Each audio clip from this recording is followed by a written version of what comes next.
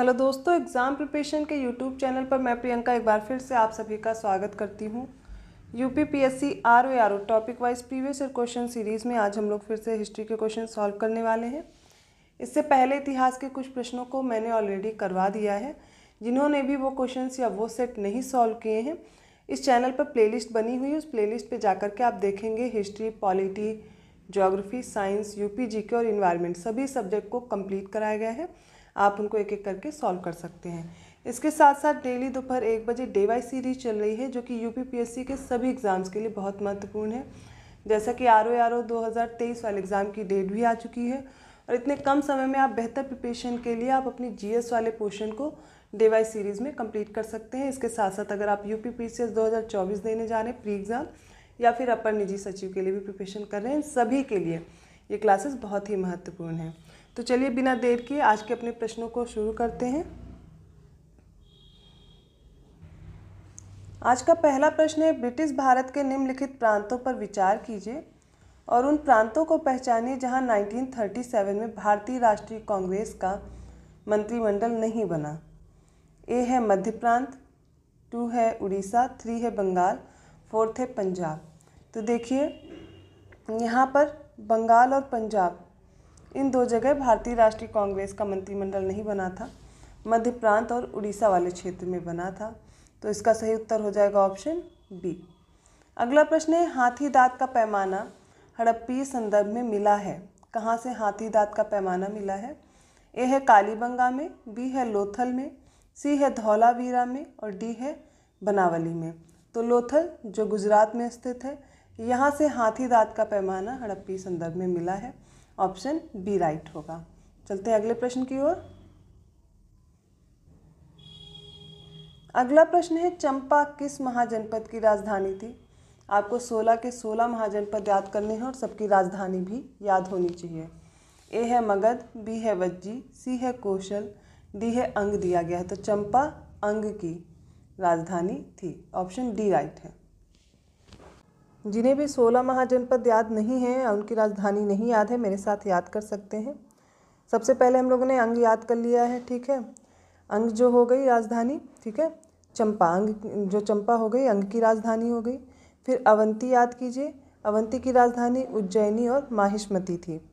वत्स महाजनपद की राजधानी कौशाम्बी याद रखिए। अस्मक की पोर्टल, ठीक है, प्राचीन नाम था प्रतिष्ठान। और काशी की बनारस या वाराणसी। कौशल की राजधानी थी श्रावस्ती या फिर कुशावती बोलते थे, अयोध्या क्षेत्र। फिर इसके बाद याद करिए कुरु की राजधानी थी इंद्रप्रस्थ और हस्तिनापुर, ये कुरु की हो गई। पांचाल की थी अहिछत्र और काम्पिल्य। सूरसेन की थी मथुरा, मल्ल की कुशीनगर और पावापुरी या फिर पावापुरी। वज्जी की याद करिए मिथिला या फिर वैष्णवी थी। कंबोज की हाटक याद रखिए। चेदी की थी सोतीवती या फिर सुक्तिमती, इसी को बोलते थे। और इसके साथ साथ गांधार की याद रखिए तक्षशिला। मत्स्य की विराटनगर थी। और मगध बहुत इंपॉर्टेंट है, मगध की क्या थी? गिरिब्रज या फिर राजगीर, और इसी को राजगृह भी बोलते हैं। तो ये सारे 16 महाजनपद हो गए और उनकी सारी राजधानी है, आप इनको याद कर सकते हैं। अगला प्रश्न है, द्वितीय बौद्ध संगीति या द्वितीय बौद्ध समिति का आयोजन कहाँ हुआ था? तो इसके ऑप्शन देख लीजिए। ए है राजगृह में, बी है वैशाली में, सी है पाटलिपुत्र में, डी है काशी में। तो देखिए 4 प्रमुख बौद्ध संगीतियों का आयोजन हुआ था। पहली राजगृह में, दूसरी वैशाली में, तीसरी पाटलिपुत्र में और चौथी कुंडलवन में होती है। तो द्वितीय बौद्ध संगीति कहाँ होगी? B Vaishali. Option B right है। अगला प्रश्न है, चंद्रगुप्त मौर्य ने सेल्यूकस को किस वर्ष में पराजित किया था? ए है 317 ईसा पूर्व, बी है 315 ईसा पूर्व, सी है 305 ईसा पूर्व या फिर डी है 300 ईसा पूर्व। इसका सही उत्तर हो जाएगा ऑप्शन सी, 305 ईसा पूर्व में चंद्रगुप्त मौर्य ने सेल्यूकस को पराजित किया था। अगला प्रश्न है, निम्नलिखित नगरों में से किसका उल्लेख कनिष्क के रब्तक अभिलेख में नहीं हुआ है? ए है श्रावस्ती, बी है कौशाम्बी, सी है पाटलिपुत्र, डी है चंपा। तो देखिए यहाँ पर ऑप्शन ए करेक्ट होगा, श्रावस्ती का। इसका उल्लेख कनिष्क के रब्तक अभिलेख में नहीं किया गया है। अगला प्रश्न देखते हैं, निम्नलिखित सुल्तानों में से किसने गढ़ मुक्तेश्वर की मस्जिद की दीवारों पर अपना शिलालेख में स्वयं खलीफा का सहायक कहा था? इसको देखिए। ऑप्शन ए है बलबन, ऑप्शन बी है कैकूबाद, ऑप्शन सी है जलालुद्दीन खिलजी या इनमें से कोई नहीं। तो देखिए बलबन ने गढ़ मुक्तेश्वर की मस्जिद की दीवारों पर अपने आप को खलीफा का सहायक कहा था। ऑप्शन ए राइट होगा। अगला प्रश्न है ख्वाजा मोइनुद्दीन चिश्ती शिष्य थे, अर्थात ये जो ख्वाजा मोइनुद्दीन चिश्ती थे ये किसके शिष्य थे? ए है अब्दुल कादिर जिलानी के, बी है ख्वाजा अबू यूसुफ के, सी है ख्वाजा उस्मान हारूनी के, या फिर डी है ख्वाजा मौदूद के। तो याद रखिए ख्वाजा उस्मान हारूनी के ख्वाजा मोइनुद्दीन चिश्ती शिष्य थे। ऑप्शन सी राइट है। अगला प्रश्न है निम्नलिखित हिंदी रचनाओं में से कौन सी सबसे पहले लिखी गई थी? सर्वप्रथम कौन सी रचना हुई ये पूछा गया है। ए है इंद्रावती, बी है पद्मावती, सी है मधुमालती या फिर डी है मृगावती। इसका सही उत्तर है हिंदी रचनाओं में सबसे पहले मृगावती की रचना हुई। Option D.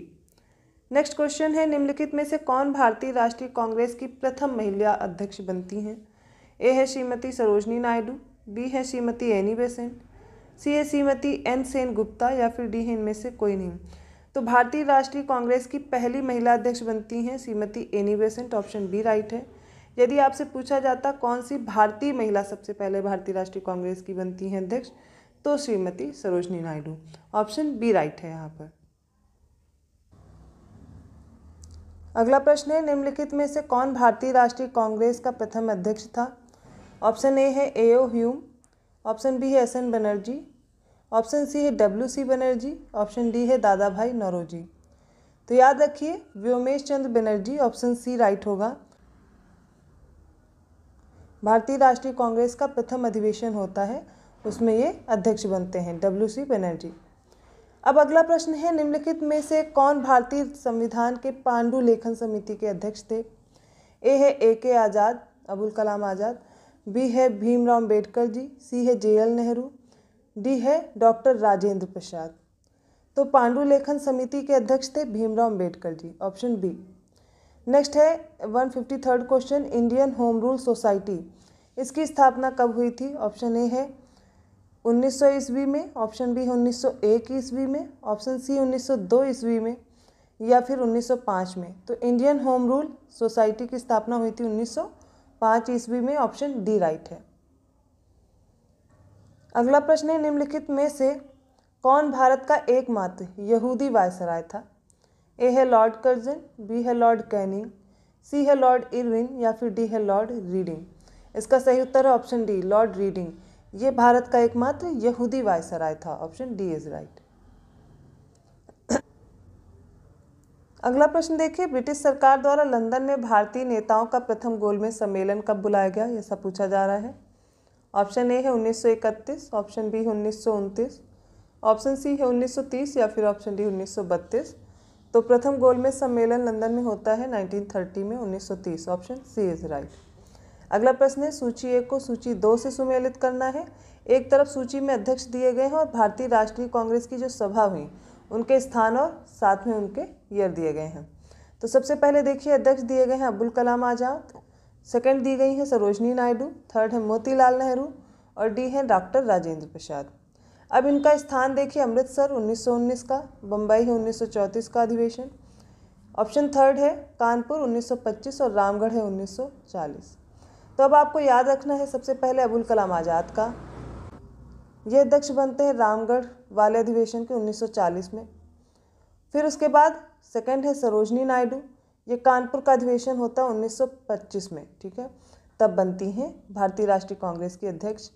फिर मोतीलाल नेहरू 1919 का अमृतसर अधिवेशन हुआ था, उसके अध्यक्ष रहते हैं। डॉक्टर राजेंद्र प्रसाद बम्बई वाला अधिवेशन होता है 1934। तो ऑप्शन यहाँ पे करेक्ट हो जाएगा ऑप्शन डी 4312। अगला प्रश्न है निम्नलिखित में से किसने सर्वप्रथम भारत में एक पृथक मुस्लिम राज्य का प्रस्ताव रखा था? ए है आगा खां, बी है एम.ए. जिन्ना, सी है लियाकत अली खां और डी है मोहम्मद इकबाल। तो सबसे पहले ऑप्शन डी के अनुसार ही मोहम्मद इकबाल ने एक पृथक मुस्लिम राज्य का प्रस्ताव रखा था। ऑप्शन डी राइट होगा। नेक्स्ट क्वेश्चन है निम्नलिखित में से कौन नेहरू की अंतरिम सरकार जो 1946 में बनी थी उसके वित्त मंत्री थे? ए है फजलुल हक, बी है खिज़र हयात खां या सी है लियाकत अली खां, डी है गजनफर अली खां। इसका सही उत्तर होगा ऑप्शन सी लियाकत अली खां। अंतिम सरकार जो नेहरू जी की बनी थी उसमें 1946 में वित्त मंत्री रहे थे। नेक्स्ट क्वेश्चन है पुस्तक इंडिया विंस फ्रीडम, इसके लेखक कौन हैं? अबुल कलाम आज़ाद, बी है महात्मा गांधी, सी है एम ए अंसारी, डी है सरोजनी नायडू। देखिए सारी पत्र पत्रिकाएं, इनके पुस्तक, लेखक सब मैंने आपको कंप्लीट करा दिया है, संपादक। ठीक है, तो आपको क्या करना है, इन सभी को अगर आपने नहीं देखा है तो डे वाइज सीरीज़ फिर से देख लीजिए, साथ में शॉर्ट्स भी देखते रहिए, वहाँ पर भी मैं इंपॉर्टेंट फैक्ट जीएस से रिलेटेड कंप्लीट कराती हूँ। तो India wins freedom Abul Kalam आज़ाद की ऑप्शन ए राइट है। नेक्स्ट प्रश्न है गोपथ ब्राह्मण, ये किससे संबंधित है? ए है यजुर्वेद से, बी है सामवेद से, सी है अथर्ववेद से, डी है ऋग्वेद से। तो अथर्ववेद का ब्राह्मण है गोपथ ब्राह्मण, ऑप्शन सी राइट होगा। अगला प्रश्न है नैनार कौन थे? ए है वैष्णव धर्मानुयायी थे, बी है शैव धर्मानुयायी थे, सी है शाक्त थे या डी है सूर्योपासक थे। तो जो नैनार थे वो शैव धर्मानुयायी थे, ऑप्शन बी राइट होगा। यहाँ तक हमने इतिहास के कुछ महत्वपूर्ण प्रश्नों को देखा, उनके उत्तर देखे। आई होप आपको वीडियो अच्छा लगा, तो प्लीज़ वीडियो को लाइक करना मत भूलिए, चैनल को सब्सक्राइब ज़रूर कर लीजिए और बेल आइकन ज़रूर प्रेस कर लीजिएगा, जिससे आपको अदर वीडियोस के नोटिफिकेशन आसानी से मिल जाएंगे। ऐसे ही और क्वेश्चन के साथ मिलते हैं नेक्स्ट वीडियो में, तब तक के लिए धन्यवाद।